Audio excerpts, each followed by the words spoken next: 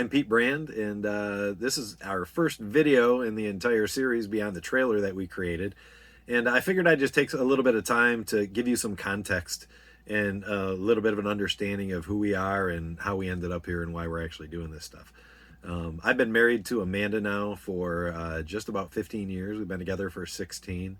And they've been really, really fast years. And they always say time flies when you're having fun. So we must be having a lot of fun.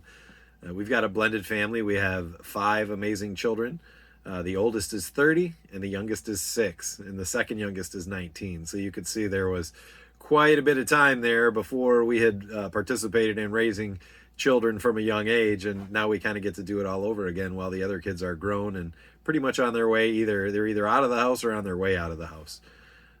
Always been a nature lover, and Amanda kind of shares that. She loves to see the beaches, so that's the part of nature that she really likes. Loves the sun, loves being out in it, loves watching water, anything with a beautiful view, that is her favorite.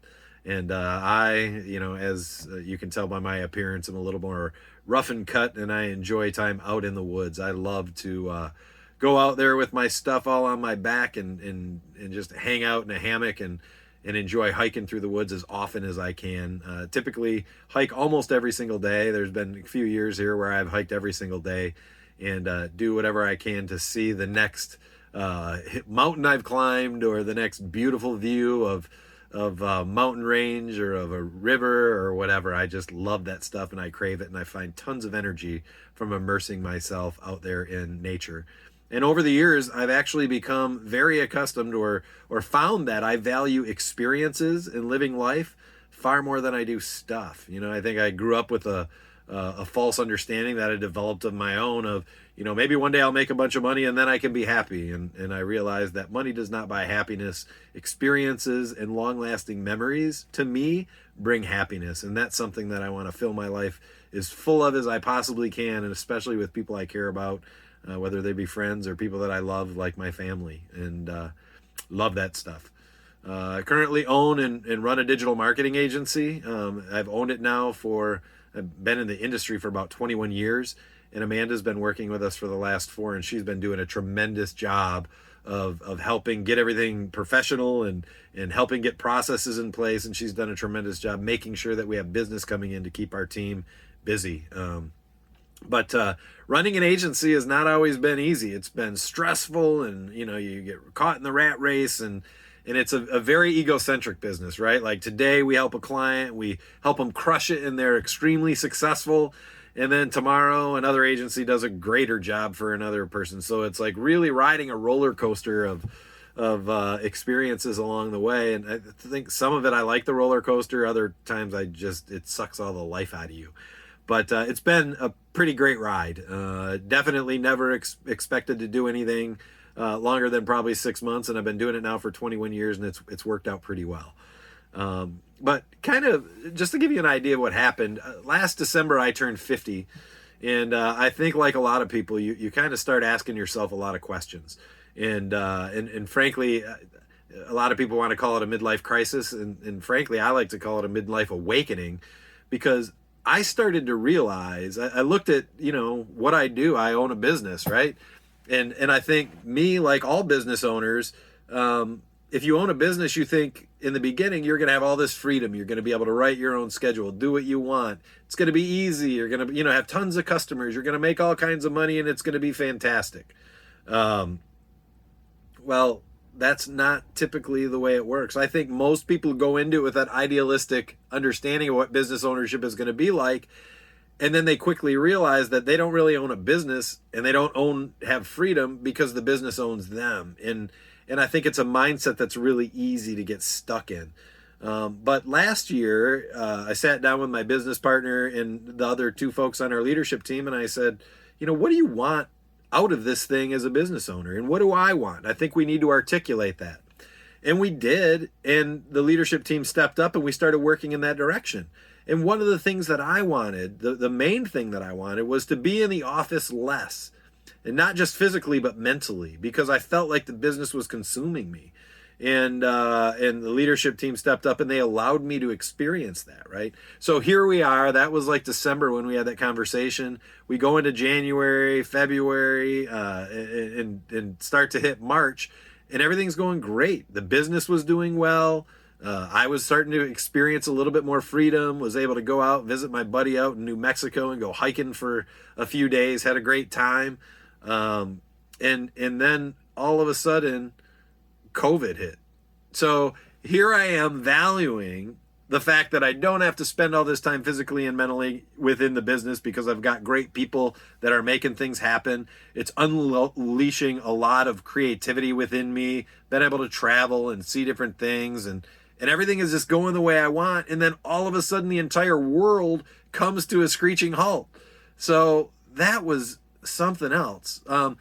But I have to stop right there because at a parallel, about 18 months ago, I think I was entering into this kind of midlife awakening period. And we had a conversation as business partners and as a team and determined that we really wanted to start to look at the way that our business was run in a different way. We had a lot of younger people. I mean, the majority of our workforce are millennials. And quite frankly, they don't really value going into an office. They love flexibility. They love being able to work from home. They love being able to work from a coffee shop, wherever. But they're very committed and they're very good at what they do and they work really hard. But they don't like to work underneath the normal constraints that we've accepted and had to start to work in. And about that time, I started to look at, quite frankly, the fact that the world has changed significantly, and it changes very rapidly right now. Like every 6 months or every year, there's new best practices, new ways that things are operating, new certain things that we have to navigate within a business environment, all kinds of crazy stuff, right?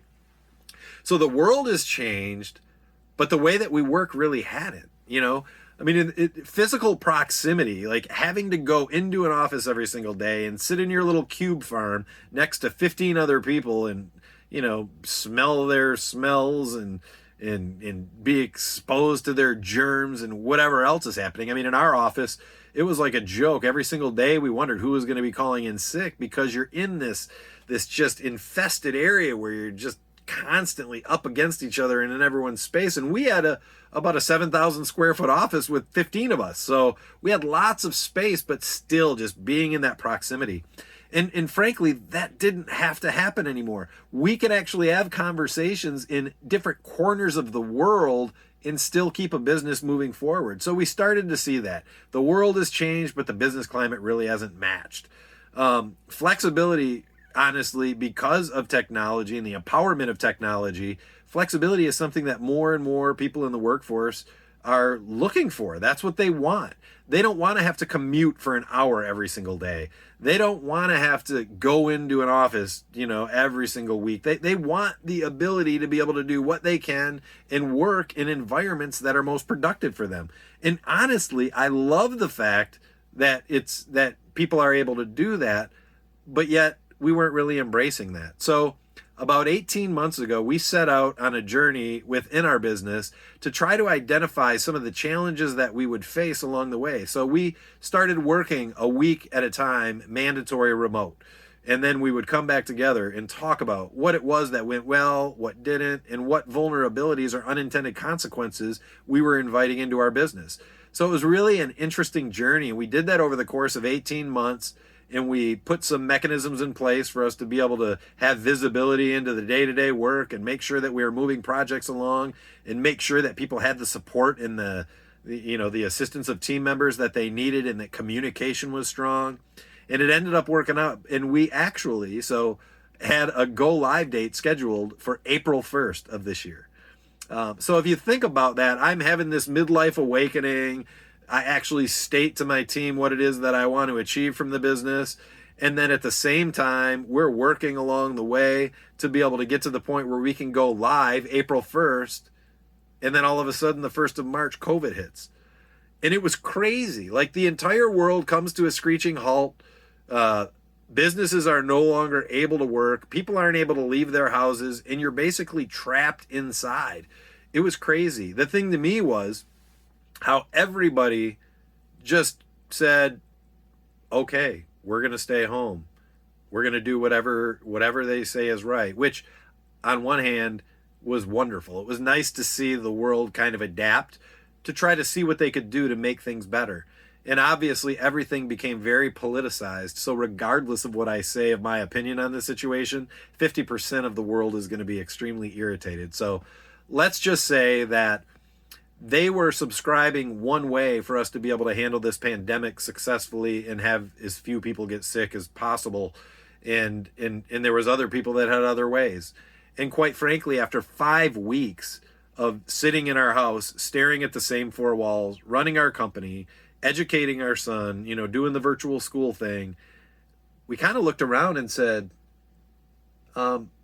yeah, we need to socially distance. And yeah, we need to wash our hands, and we need to, if we're not feeling well, not go out in public. And we should probably maintain a distance from other people so that we're not breathing each other's germs, right? But do we need to do it within these four walls? Because from the sounds of everything, this is going to happen for a long time. I mean, you had some alarmists who were saying, it's going to be this way for years. You had other people saying, it's going to get better in 6 months. But there was nobody saying tomorrow everything's going to be okay. And so I have never been somebody that always wants to do things the way somebody tells me to do them or the way that everybody else wants to do it. I kind of believe in living my own life because it's mine and I get to make my choices. So Amanda and I looked at each other and said, let's do something. Let's go out there. Let's explore the world and let's work. But the really interesting thing about that was, okay, it was easy because we were now fully remote as an organization, so we could work from wherever. And the school opened up a virtual option for our son, so we were able to do that. I mean, it really wasn't an option in the beginning of the year when the pandemic first hit. But they did announce that they were going to extend that into the school year. So we were kind of getting some information on that, which was really good. And then we make the decision to go, and I am feeling this anxiety in the pit of my stomach about letting anyone know that we were going to go. What is my team going to think if we're traveling around the country and working? What are other people going to think? What are our customers? All of a sudden, I got walloped with this big dose of social pressure that I'm manufacturing. I am thinking about what other people might think and judgments other people might make about the fact that we're going to go live our life the way we want to in a very safe and productive way. And yet I'm nervous and leery. And that really got to me because, I mean, all of us make decisions based on what other people are going to think and based on social pressure. But I've always kind of prided myself, or at least believed, that my persona was the one that didn't care what other people thought. And yet I'm still feeling it.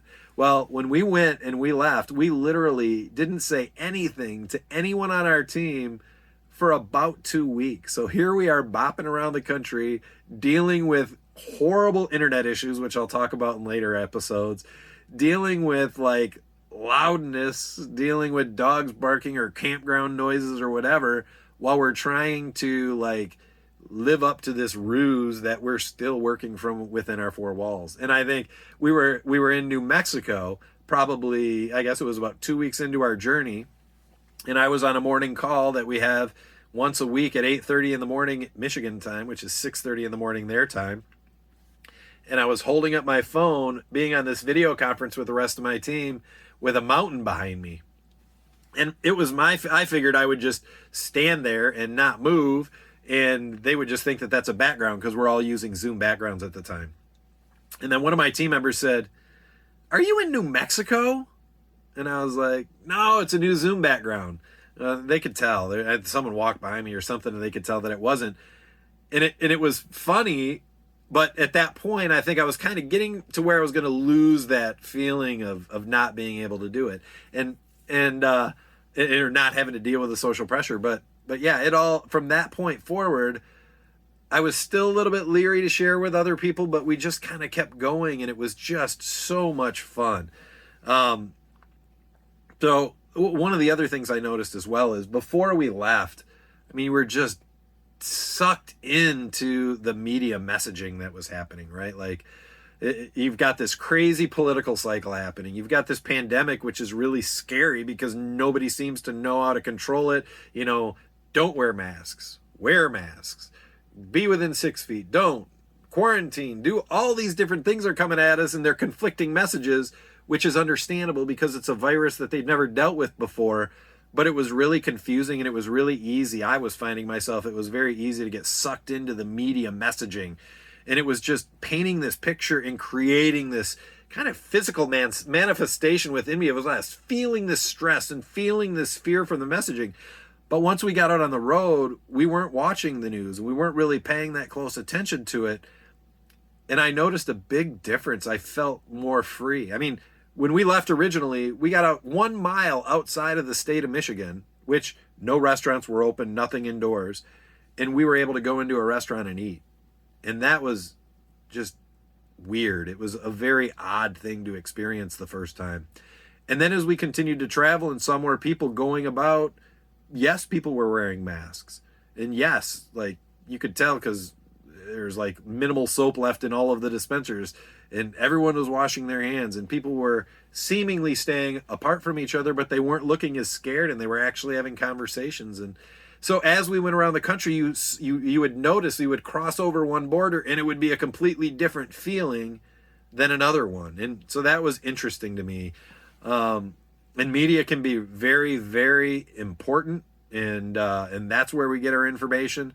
But it was interesting just to kind of see the pattern in the differences in the way that things were communicated to us based on where you were in the country. But anyway, all of that stuff went on. The fear of judgment started to go away, and we've just had an amazing time. When we were in New Mexico, I mean, like I said, we left with our pop-up camper in our truck, and we got to New Mexico, and it was like, I don't know, 106 degrees. And in New Mexico, it's the desert. We were in Albuquerque at the time. But we're in the desert. There's no shade. It gets super windy at night because of the fluctuation in temperatures. And when you're in a pop-up, you've got that tenting, and it just was constantly flapping because the wind was blowing like 20, 30 miles an hour every night, or so it seemed. And we were just having a really difficult time. No air conditioning in the pop-up. So we decided we were going to go to an RV dealership because we had been thinking about getting a Class B vehicle, like a van to travel around in for quite some time. But it was like we were going to get there about a half hour before they closed. And right before we left, Amanda said, "Now, I'm not ready to I'm not going to buy anything tonight." And I was like, no, me either. No way. I'm not in a hurry. I want to make sure we get the right thing. We've been studying them for a long time. And we'll see. And so we drove to the RV dealership, got there 30 minutes before close, went in the first one, and we liked it a lot. I mean, it was the first time ever being in a Class B, and it was great looking, but it didn't have the floor plan that we needed because we've got to be able to sleep at least, me and Amanda and then Oliver and maybe a buddy. So we want to make sure it had at least a couple beds. And so we walk into the second one, and it's this beautiful 59G Travato, perfect floor plan. And after spending about a minute in it, Amanda looked at the sales guy and said, "We'll take it." So we purchased the Travato, and off we've gone. And what an adventure it's been. And we'll share all that we can. We'll share about our rig, introduce you to our rig. It's got a name. It's a member of our family. Right now, it's 19 degrees outside. I've recently had it winterized, so I'm sitting out in the driveway shooting this video, and it's so nice to have my baby home with us after being in storage and at the repair place getting some warranty work done. But we've absolutely loved it. I know that there's a lot of people who have gotten out there because you can't even find a campground where there's a vacancy. So there's lots of new campers, lots of new people out there exploring the world, and lots of people trying to navigate this newfound freedom where we have to work not in an office, but somewhere else. And we're responsible for educating our kids. And there's some pretty amazing lessons that kids can learn along the way, which I'll share in other episodes. But yeah, we decided to start this channel because we want to share our journey and we want to capture it because we want to be able to look back when all of this craziness is over and be able to remember clearly the experiences that we've had. And honestly, if we can help, any other family who might be just trying to make the decision, and we can share something that helps them mitigate the obstacle that's preventing them from doing it, I'm all for that because this is amazing. And as we meet other people that are actually full-time RVers and we're just going out on these like 6, 7, 8 week stints at a time and coming back home. There's people that do this all the time. And it's really intriguing and it's really fascinating to hear their story and hear some of the adventures that they've got. So that's why we started this channel.